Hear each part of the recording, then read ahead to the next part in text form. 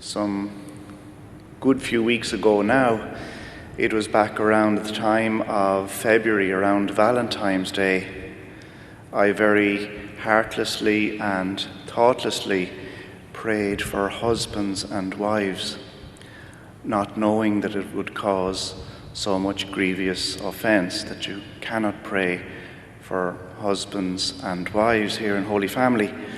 So I'm guessing it wouldn't be very possible to talk much about divorce. So I'm going to do the honourable thing and avoid it. So today's gospel, I don't think we can take literally about cutting off parts of our bodies or tearing out our eyes.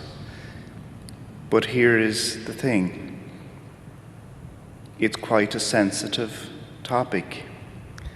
And if you're wondering what Jesus said, you can go back a little bit in the live streaming later on and hear the gospel again. The challenge in all of this is, or the temptation in all of it is, that we change the scriptures so that God becomes acceptable to us, rather than changing ourselves so that we become acceptable to God. And I think the challenge is always the latter, that we change ourselves so that we become acceptable to God.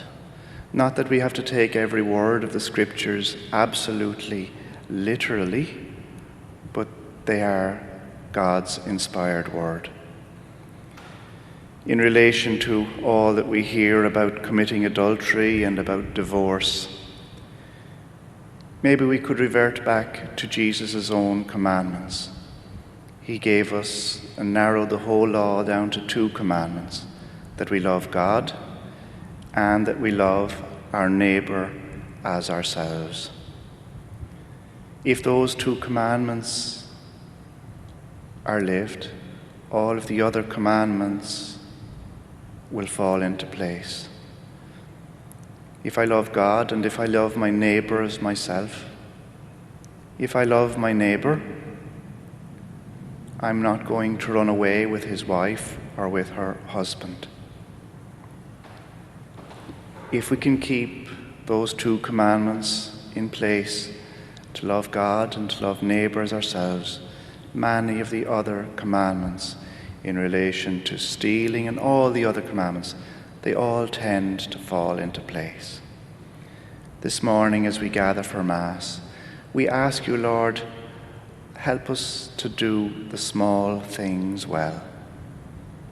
Not cut out our eyes or cut off our hands, but to do the small things well. That we would love you, that we would love our neighbour and ourselves. We ask you, Lord, to guide us in that simple thing.